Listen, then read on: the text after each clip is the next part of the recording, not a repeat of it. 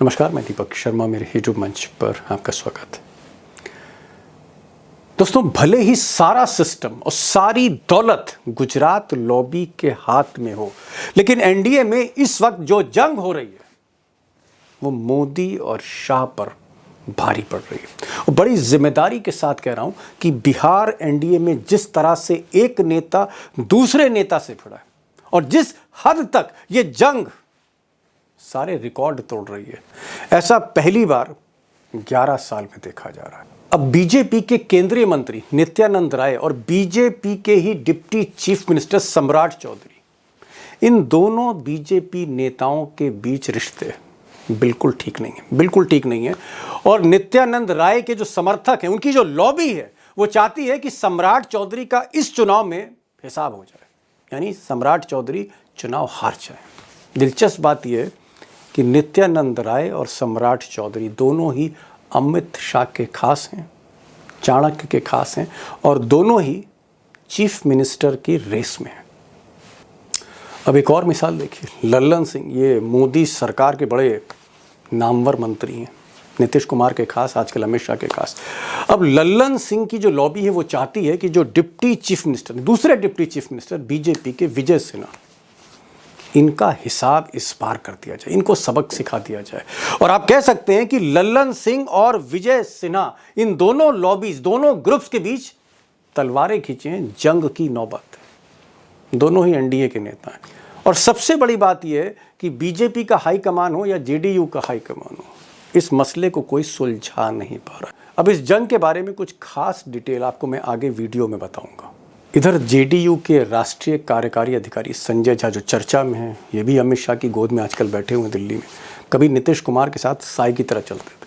संजय झा, उनकी लॉबी चाहती है कि जेडीयू के दो पुराने नेता, नीतीश के दो पुराने साथी विजय चौधरी और विजेंद्र यादव, इनका निपटारा इस चुनाव में हो जाए। और अगर ये दोनों चुनाव में निपट जाते हैं, चौधरी साहब और यादव साहब, तो संजय झा के लिए आगे का रास्ता बड़ा आसान हो जाएगा जेडीयू को अपने हाथ में लेने का। दूसरी तरफ नीतीश कुमार और चिराग पासवान की जो पुरानी अदावत है, पुरानी जंग है, वो जारी है, बल्कि बढ़ती चली जा रही है। और मैंने आपको बताया था पिछले वीडियो में कि किस तरह से चिराग पासवान 29 सीटों पर लड़ रहे हैं और इन 29 सीटों पर पर्दे के पीछे जेडीयू और आरजेडी, यानी लालू और नीतीश के लोग, कार्यकर्ता एक साथ मिलकर चिराग पासवान का इस बार हिसाब करना चाहते हैं। हालांकि आज छठ की पूजा के मौके पर मिस्टर नीतीश कुमार, सुशासन बाबू, चिराग पासवान के घर पहुंचे और वहां गले भी मिले, मुस्कुराए भी। लेकिन हकीकत यह है कि ये जो मुलाकात थी, ये दिखावटी मुलाकात थी। अंदर ही अंदर नीतीश बाबू की छाती में आग धधक रही है कि सबसे पहले अगर किसी का हिसाब करना है तो चिराग का ही करना है। अब ये जो झगड़ा है एनडीए में, JDU versus JDU, BJP versus BJP या जेडीयू वर्सेस बीजेपी, ये जो झगड़ा है अंदर ही अंदर जो बढ़ता चला जा रहा है, कहीं ना कहीं इसका लाभ उठाने के मूड में तेजस्वी यादव है। तेजस्वी यादव का जब से सीएम चेहरे के तौर पर नाम अनाउंस हुआ है, डिक्लेयर हुआ है उनका नाम, तब से एक कॉन्फिडेंस है। और सबसे बड़ी बात, जो जेनजी है, यानी जो युवा है बिहार के, 18 साल का वोटर, 25 साल का वोटर या 28 साल का वोटर, ये एक तरह से दीवानगी की सारी हदें लांघ रहा है तेजस्वी यादव की। भीड़ बढ़ती चली जा रही है और शायद इसी भीड़ के जोश में तेजस्वी यादव खुलकर मोदी शाह पर वार कर रहे हैं ऑन कैमरा। प्रधानमंत्री जी से तो हम बस इतना जानना चाहते हैं, आप एक बार गुजरात को क्या दिया 11 साल और बिहार को क्या दिया, ये हिसाब खाली दिखा दीजिए, और कुछ नहीं चाहिए। बस बताएं कि 11 साल में गुजरात को उन्होंने कितना दिया और बिहार को कितना दिया, और कुछ चाहिए नहीं हमको उनसे। अब दोस्तों, जो बड़ा सवाल ये है कि बिहार में फर्स्ट फेज की वोटिंग में, पहले चरण के मतदान में अब सिर्फ गिनती के दिन रह गए।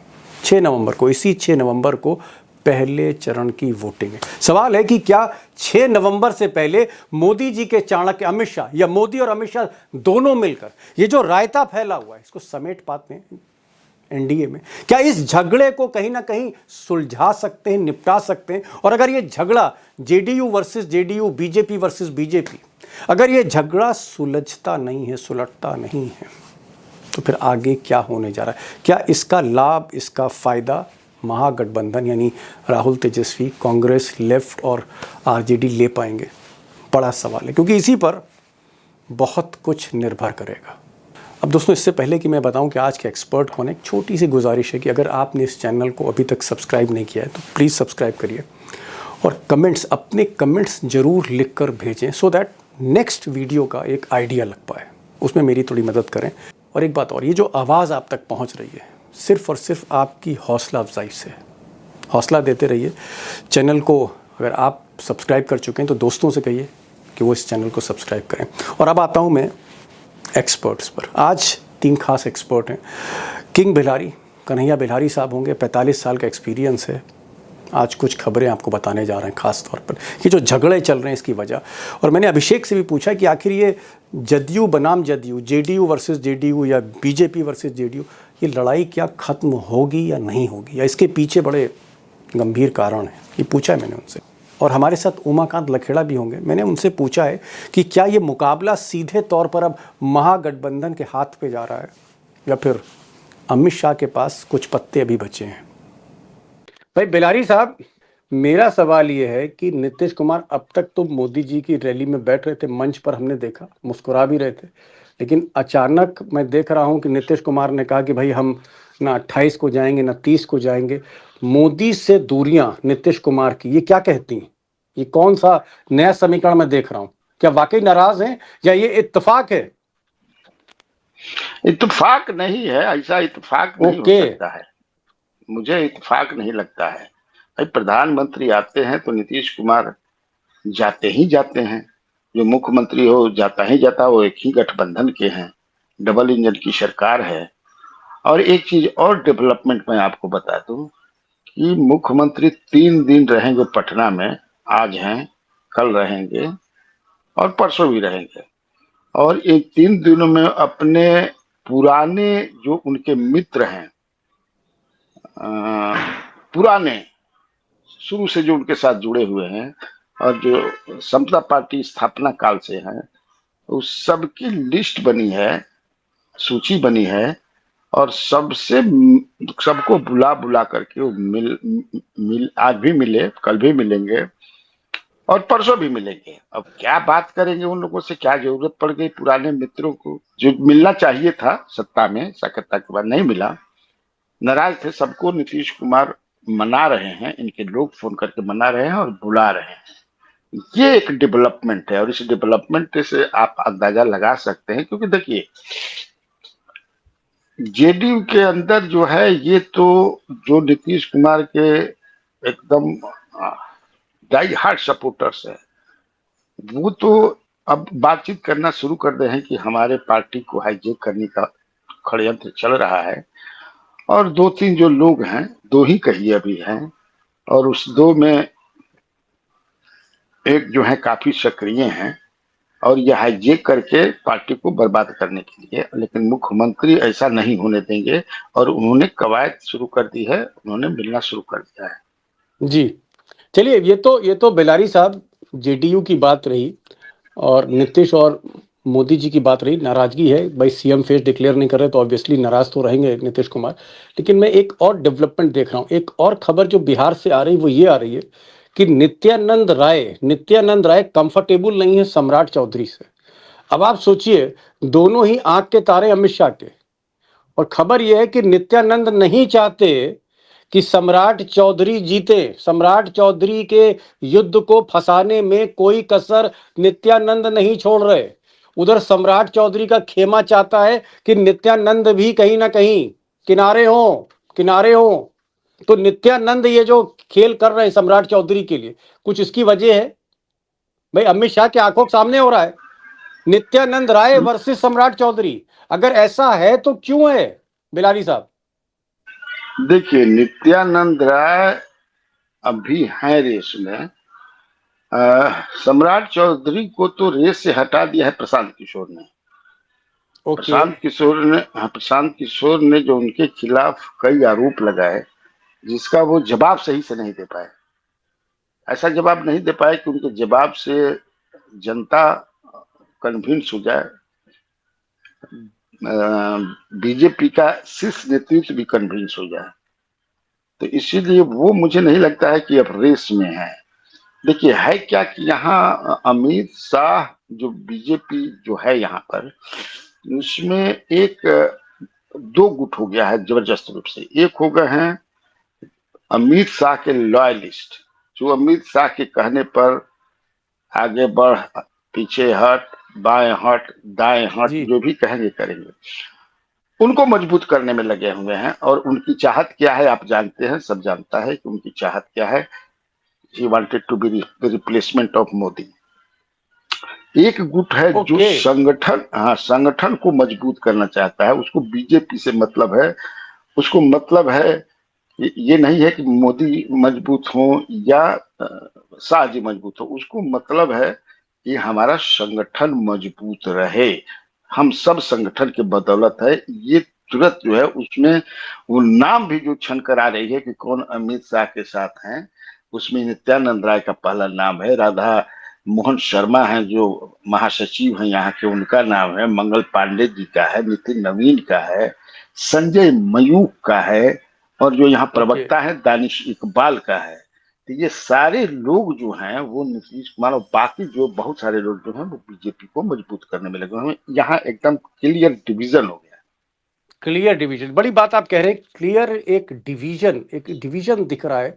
अभिषेक, मेरा सवाल ये है कि लल्लन सिंह जो केंद्र में मलाई खा रहे हैं, अमित शाह के बड़े खास हैं, कभी जो है वो नीतीश कुमार के दाहिने हाथ हुआ करते थे। ये डिप्टी चीफ मिनिस्टर, बीजेपी के जो डिप्टी चीफ मिनिस्टर है विजय सिन्हा, उनके पीछे तलवार लेके क्यों दौड़ रहे हैं? लल्लन सिंह, ऐसी खबरें आ रही कि नहीं चाहते कि विजय सिन्हा जो डिप्टी चीफ मिनिस्टर चुनाव जीते। ऐसी कौन सी अदावत है, ऐसी कौन सी दुश्मनी है?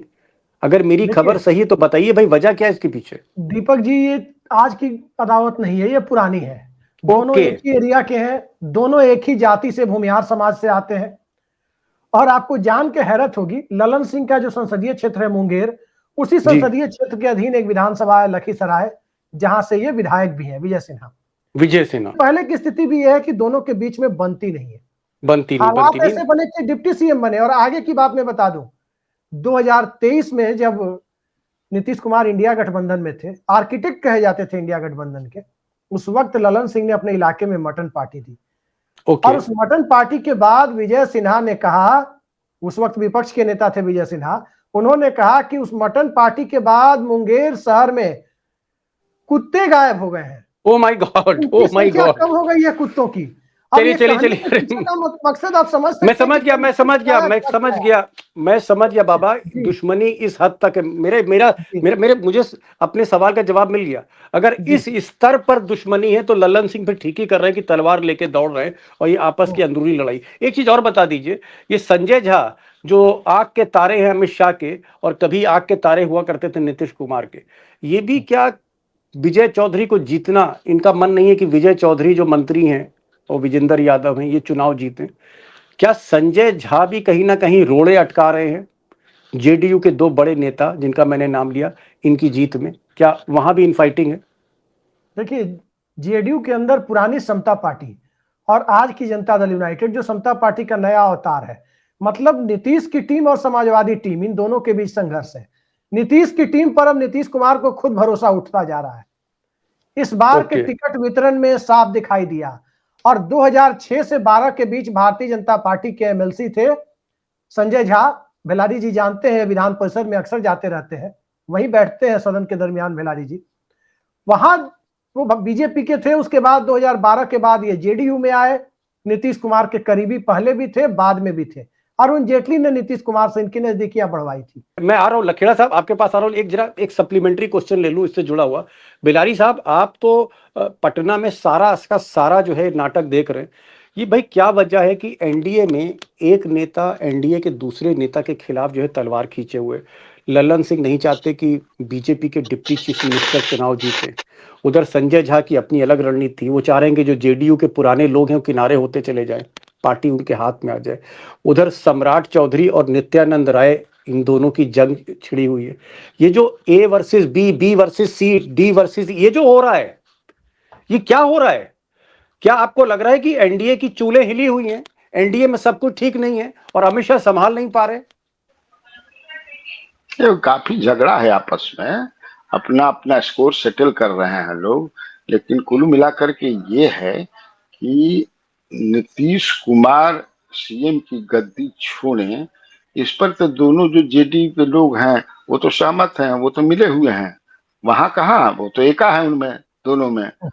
कारण है उसके, कई कारण हैं, आप समझ रहे हैं। एक जिसमें सब है, बड़ा कारण एक डर है कि अगर नहीं साथ देंगे तो बहुत दिक्कत हो जाएगी, और बाकी अपना अपना स्कोर सेटल कर रहे हैं। लेकिन बड़ी पुराने बात झगड़े। वही है जिसको, हाँ पुराने झगड़े हैं, लेकिन ये मैं बताया आपको कि नीतीश कुमार को सारी जानकारी मिल गई है, सब कुछ वो पता कर लिए हैं, क्या हो रहा है हमारे खिलाफ, कैसे साजिश की जा रही है, हमको हटाने के लिए क्या हो रहा है, वो सारी जानकारी उनको मिल गई है। और मुझे लगता है कि इसीलिए वो ये जो प्रधानमंत्री के साथ मंच हम शेयर नहीं करेंगे, एक हल्का डोज दिया है उन्होंने, मुझे ऐसा लगता है। ओके, ऐसा लगता है। भाई लखेड़ा साहब, किंग बेलारी से बात करी, उधर अभिषेक से बात करी, ये दोनों इस बात को तस्दीक कर रहे हैं कि झगड़े कई परतों में हैं। सम्राट चौधरी नित्यानंद राय में झगड़ा है, तो संजय झा का किसी और से झगड़ा है, तो लल्लन सिंह का डिप्टी चीफ मिनिस्टर से झगड़ा है। तो मुझे तो ऐसा लग रहा है कि झगड़ों के चलते ऐसा तो नहीं है कि अमित शाह की मुट्ठी से बिहार निकल रहा है। क्या आपको लग रहा है कि एनडीए की हार तय है? जैसा कि ये लोग कह रहे हैं जेडीयू आगे है, तेजस्वी का जो धीरे धीरे एक परचम लहरा रहा है, भीड़ उनके साथ जुट रही है। क्या आपको लग रहा है कि मोदी और शाह के हाथ से बिहार निकल रहा है, या अभी भी कुछ खेल हो सकता है? देखिए, एक तो इस मौके पर कुछ नहीं कहा जा सकता क्या होगा 14 तारीख ओके, को, क्योंकि ये ऐसी बात देखिए क्यों कर रहे हैं साहब? ये एक वैकल्पिक plan, plan B, plan C, ये लगेगा प्लान साहब, डी, एक प्लान मिनट, ई। आप जी। प्लान बाद में बताइए। आप कह रहे हैं कि 14 तारीख को कुछ भी हो सकता है, ये समझ नहीं आया मुझे। आपने जो, आप तो थोड़ा सा आपने लोगों का दिल जो है कहीं ना कहीं उसमें डर पैदा कर दिया आपने। आप जिस तरह की बातें कर रहे हैं, पुरानी चीजें याद दिला रहे हैं। मुझे एक लाइन में जवाब दीजिए, क्या आपको लग रहा है कि हरियाणा और महाराष्ट्र जैसा कांड हो सकता है? आप ये कहना चाह रहे हैं बिहार में?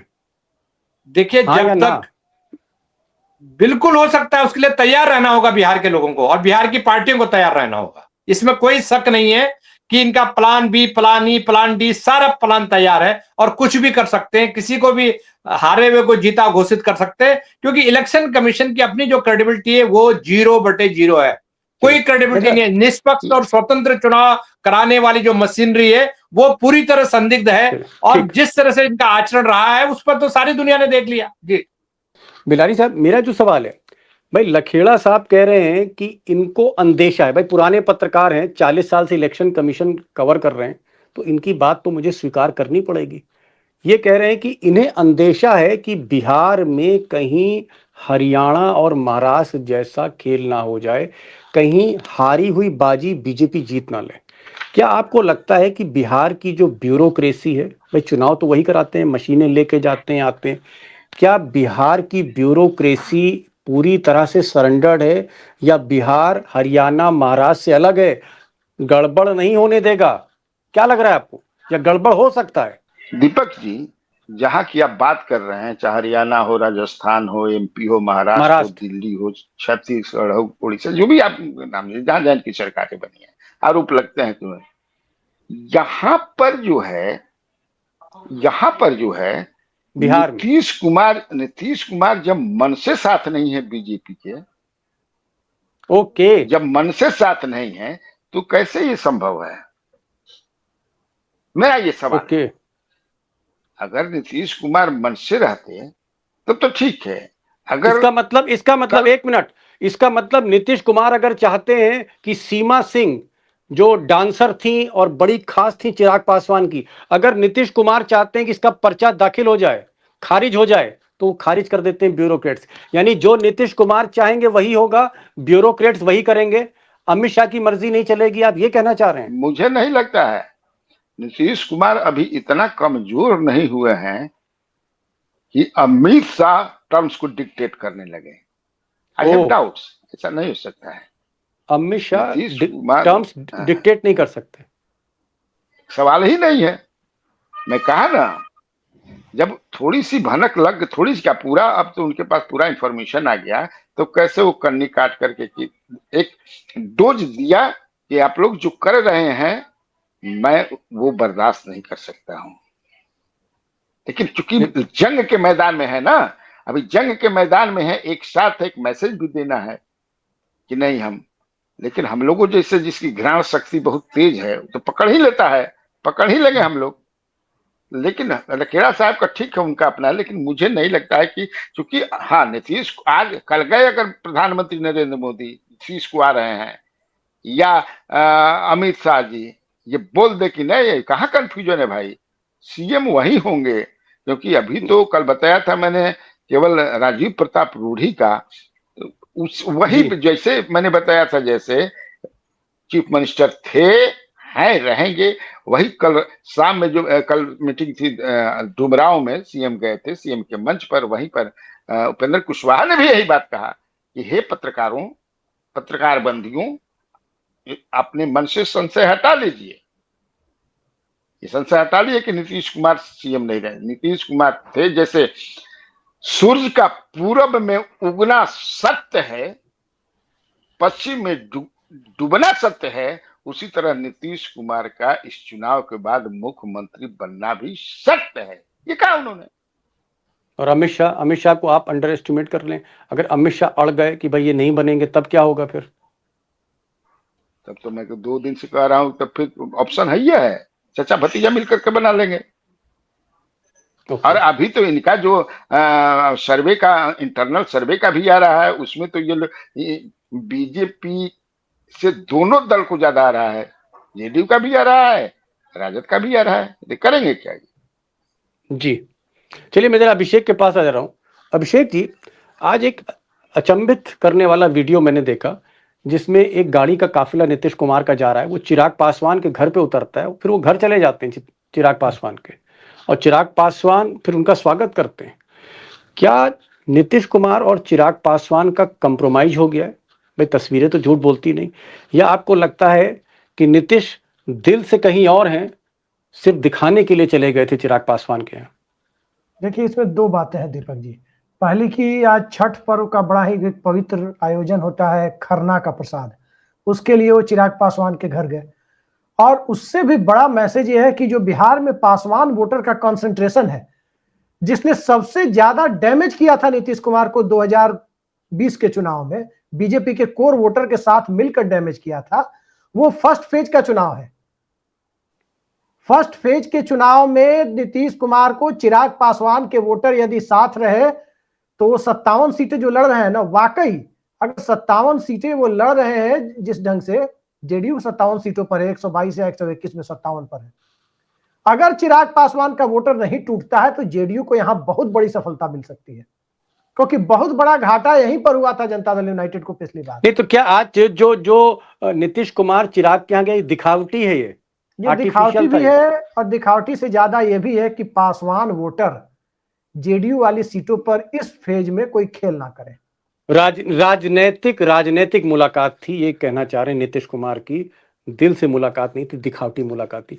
भाई लखेड़ा साहब, आपने थोड़ा दिल में आज संशय, मन में संशय पैदा कर दिया कि एक तरफ आपने जैसे कल कहा कि भाई तेजस्वी यादव की रैली में भीड़ आ रही है, युवा उनके उसमें आ रहे हैं, लेकिन जब मैं आपसे पूछता हूं कि भाई 14 तारीख को नतीजे क्या राजद के पक्ष में आएंगे, क्या तेजस्वी के पक्ष में आएंगे, जब मैं नतीजों की बात करता हूं तो आप मशीनों की बात करने लगते हैं, आप हरियाणा की याद दिला देते हैं। ऐसा क्यों है? आप डरा रहे हैं या आपको वाकई अंदेशा है कि अमित शाह के पास अभी भी कोई खेल है उनके हाथ में? देखिए, इलेक्शन कमीशन को बीजेपी कंट्रोल कर रही है, इसमें कोई शक नहीं है। और जो इलेक्शन कमीशन का जो आचरण रहा है पिछले 1 साल से, खास तौर पर ज्ञानेश कुमार और राजीव कुमार के बाद ज्ञानेश कुमार, और ये बताया जाता है कि ज्ञानेश कुमार ही ऑपरेटर थे। राजीव कुमार को भी बदनाम, उनके लोग एक दिन मेरे को कहीं मिल गए, वो कह रहे साहब राजीव कुमार तो फालतू में बदनाम हुआ, सारा गेम तो ज्ञानेश कुमार करते थे, उसको वही सिखाते थे भाई मैं अमित शाह का आदमी हूं, अमित शाह ने ये बोला ये होना। तो सवाल ये है कि इलेक्शन कमीशन पहले एक ऑटोनमस बॉडी के तौर पर काम करती थी, आज वो ऑटोनमस बॉडी पास्ट इश्यू हो गया, प्राचीन काल की स्थिति हो गई। और आज मैं एक और बात बता रहा हूं आपको कि जो नेक टू नेक फाइट है, आप देख लीजिए, जो कम मार्जिन की सीटें हैं, वहां राजद, कांग्रेस, महागठबंधन वाले इनको लड़ना पड़ेगा, भिड़ना पड़ेगा। पोस्टल बैलेट्स का गेम होता है, एक से गेम होते हैं। बिहार में पोस्टल बैलेट होंगे बहुत। ओके। और अभी तो उन्होंने क्या गेम किया कि कुछ काउंटिंग होगी और उसके बाद पोस्टल बैलेट गिने जाएंगे, जबकि ओके। नियम ये था कि पोस्टल बैलेट पहले गिने जाएंगे। तो सवाल यह है कि नेक टू नेक सीटें बिहार में, मुझे लग रहा है, जो मेरा एक्सपीरियंस है, जो मैं आंकड़े देखता हूं, कम से कम 40-50 सीटें ऐसी आएंगी, ऐसी होने वाली हैं जहां क्लोज कॉन्टेस्ट है, 200-400, 600, 800, 1000, 1200, 1500। तो ऐसी सिचुएशन में जिसका इलेक्शन कमीशन जेब में हो, जिसके साथ पूरा तंत्र हो, जो क्या नीतीश कुमार की जो पुलिस है, तंत्र है, इनको तो सब दिल्ली से डायरेक्शन जाता है, ये डीजीपी को डायरेक्शन जाता है इलेक्शन कमीशन के। ठीक है, आजकल नीतीश कुमार के कंट्रोल में नहीं है, इलेक्शन कमीशन के कंट्रोल में डीजीपी है आज की तारीख में। जी ठीक, आचार संहिता लगी है, इलेक्शन कमीशन के कंट्रोल में है। लखेड़ा साहब कंजर्वेटिव रहते हैं, बहुत सोच समझ के बोलते हैं और हमेशा डराते भी रहते हैं हम सबको। ये कह रहे हैं कि भाई अंडर एस्टिमेट मत करो, ये कहना चाह रहे हैं कि अमित शाह को अंडर एस्टिमेट मत करिए, खिलाड़ी है वो और खेल हो सकता है, ये वो कह रहे हैं। चलिए भाई ठीक है, मान लेते हैं आपकी बात। अब 14 को मशीनें खुलेंगी तो कर आपसे बात होगी फिर। बेलारी साहब, लास्ट क्वेश्चन आपसे पूछ रहा हूँ। लखेड़ा साहब 14 तारीख के बाद क्या होगा, क्या नतीजे आएंगे, उस पर चुप हैं। ये कह रहे हैं भाई जब तक मशीनों पे उनको 100% भरोसा नहीं, तब तक ये प्रेडिक्ट नहीं करेंगे। उनका स्टैंड है भाई, हम जो है उनकी आज़ादी का सम्मान करते हैं। आपको क्या लग रहा है? भले ही लखेड़ा साहब प्रेडिक्ट ना करें, आप तो कुछ प्रेडिक्ट करिए। अगर किंग प्रेडिक्ट नहीं करेगा तो कौन करेगा? आपको क्या लग रहा है इस वक्त एनडीए आगे चल रही है या इंडिया अलायंस जिसे आप महागठबंधन कहते हैं वो आगे चल रही? कौन आगे? तेजस्वी आगे है या फिर अमित शाह की टीम आगे है? नहीं नहीं, अभी जो लड़ाई जो है एकदम कांटे की है, दोनों तरफ से जबरदस्त रूप से लड़ाई है और स्लाइटली एज है महागठबंधन का। उसका कारण यह है कि ग्राउंड पर जो है तेजस्वी महागठबंधन जो है वो इंटैक्ट है। ऑफ कोर्स राहुल गांधी नहीं आ रहे हैं प्रचार में, उनके आने या न आने से मुझे नहीं लगता है कि बहुत ज्यादा फर्क पड़ेगा। मुझे कि यहाँ तेजस्वी यादव के प्रोजेक्शन के बाद एज चीफ मिनिस्ट्रियल फेस मामला बहुत माने आगे बढ़ गया है। और जैसे पप्पू यादव का नाम, पप्पू यादव क्या मैटर करते हैं? पप्पू यादव को आदमी यहाँ काफी वोटर्स खास तौर से, जितना चुनाव दूसरी बात है, कई कारण होते हैं, नॉन सीरियस पॉलिटिशियन मानते हैं, नॉन सीरियस। उनको तो जगह बनानी है, कांग्रेस लीडरशिप का दिल जितना है, मन जितना है, किसी प्रकार से इसी अपना करते हैं। मुझे लगता है कि एज है महागठबंधन की एज है, ये किंग बेलारी ने कहा है। भाई आप तो डेटा जर्नलिस्ट हैं अभिषेक साहब, सारा हिसाब किताब आपके पास रहता है, हर सीट से आपको फीडबैक आता है लगातार। आपको क्या लग रहा है भाई? बेलारी साहब कह रहे हैं कि महागठबंधन को एज है, आपको क्या लग रहा है, महागठबंधन को एज है या एनडीए को एज है? देखिए, एज किसे है ये कहना अभी मुश्किल है, लेकिन अगर वाकई आज जो स्थिति बनी हुई है, आज तक जो स्थिति बनी हुई है, यही स्थिति 6 नवंबर और 11 नवंबर को बनी रही और 14 नवंबर को वाकई जनादेश ही आया, ज्ञानादेश नहीं आया। थोड़े कहे को ज्यादा समझिए, जनादेश ही आया, ज्ञानादेश नहीं आया जी। तो बहुमत किसे मिलेगा ये कहना बड़ा मुश्किल है। लेकिन जनता दल यूनाइटेड मुझे लग रहा है कि अभी की स्थिति में सिंगल लार्जेस्ट पार्टी है, बन के उभर रही है। आगे अगर पलट जाए, कोई दूसरा सिंगल लार्जेस्ट पार्टी बन जाए, बदली हुई परिस्थितियों में हालात बदल जाए, चुनाव में पल पल में और आखिरी दौर की जो गोलबंदी होती है उसमें बहुत कुछ तय होता है। मोटे तौर पर 2 पैरामीटर है, मैं संक्षेप में बता दूं, जिस पर चुनाव हो रहा है। जैसे आपने देखा होगा कि कॉम्पिटिटिव एग्जाम की तैयारी करने वाले जो स्टूडेंट होते हैं, यूपीएससी वगैरह के, जब एग्जाम के 10 दिन 15 दिन या 2-3 हफ्ते बचते हैं तो क्या करते हैं? क्या पढ़ने से ज्यादा जरूरी है क्या नहीं पढ़ना है? अपने सिलेबस को छोटा करते हैं, जहां से मैक्सिमम क्वेश्चन आते हैं उसी पर फोकस करते हैं। जो नहीं पढ़ना है उन किताबों को बोरे में बंद करके दूर कर देते हैं। वही स्थिति वोटर्स की है। बिहार के वोटर्स में एक तबका ये सोचकर वोटिंग कर रहा है कि हमें राष्ट्रीय जनता दल को नहीं आने देना है, और एक तबका ये सोचकर वोटिंग कर रहा है कि हमें भारतीय जनता पार्टी को नहीं आने देना। इसका एक स्वाभाविक बेनिफिट जनता दल यूनाइटेड को उसकी 101 सीटों पर मिल रहा है। ये मैं चलिए। देख रहा हूँ जी। समझ रहे हो भाई। बेलारी साहब कह रहे हैं कि तेजस्वी को एज है, और आपके डेटा जर्नलिस्ट कह रहे हैं, अभिषेक जी कह रहे हैं कि भाई उनको बीजेपी पीछे हटती हुई दिख रही है लेकिन जेडीयू आगे बढ़ती हुई दिख रही है। और हमारे साथ जो 40 साल से इलेक्शन कमीशन कवर कर रहे हैं, जिनको सबसे ज़्यादा बोलना चाहिए था प्रिडिक्शन में, वो लखेड़ा साहब चुप हैं। वो कह रहे हैं कि भाई मैं नहीं बोलूँगा, मुझे मशीनों पर, इस व्यवस्था पर, सिस्टम पर 100% भरोसा नहीं। मुझे लगता है कि कहीं बिहार में भी जीती जिताई बाजी हार ना जाए महागठबंधन, कहीं हरियाणा और महाराष्ट्र जैसा खेलना। ये उनका एक बड़ी स्टेटमेंट है। खबर आपको दे दे, एक बड़ी खबर अभी ये आ रही है, मुन्ना शुक्ला, उनको भागलपुर जेल शिफ्ट किया गया है। मुन्ना शुक्ला की बेटी चुनाव लड़ रही है लालगंज विधानसभा सीट से बीजेपी के अगेंस्ट। मुन्ना शुक्ला को शिफ्ट करने का मतलब यह हुआ कि तिरहुत कमिश्नरी में ज्यादातर भूमिहार डोमिनेटेड सीटें बीजेपी लड़ रही है। स्ट्रॉन्ग रिएक्शन यदि हुआ तो भारतीय जनता पार्टी को नुकसान हो सकता है। भारतीय जनता, जगह जगह से खबरें आ रही, बीजेपी को कहीं ना कहीं नुकसान हो रहा है। बहरहाल आज मैं सिर्फ इतना ही कहूंगा कि अभी तक दोस्तों कांटे की टक्कर है। कहीं कहीं महागठबंधन को एज है, कहीं कहीं जेडीयू को एज है। और जैसा कि लखेड़ा साहब ने कहा कि सिस्टम जिनके हाथ में है उसको भी अंडर एस्टिमेट नहीं करना चाहिए, कम करके उसका मूल्यांकन नहीं करना चाहिए। खेल होते रहे, खेल हमने हरियाणा में भी देखे, महाराष्ट्र में भी देखे, कहीं बिहार में भी देखने को ना मिल जाए। इस तरह की बात लखेड़ा साहब कर रहे हैं। भाई किंग बेलारी, आप आए, समय निकाला आपने, बहुत बहुत शुक्रिया। लखेड़ा साहब बेखौफ बोलते हैं, किसी से डरते नहीं, इसलिए आपको सलूट है। और अभिषेक भाई, आपकी पल पल की खबरें, आखिरी जवाब में भी आपने खबर ब्रेक कर दी, इसको भी मैं सलूट करता हूँ। Thank you so much for joining this programme. Thank you so much.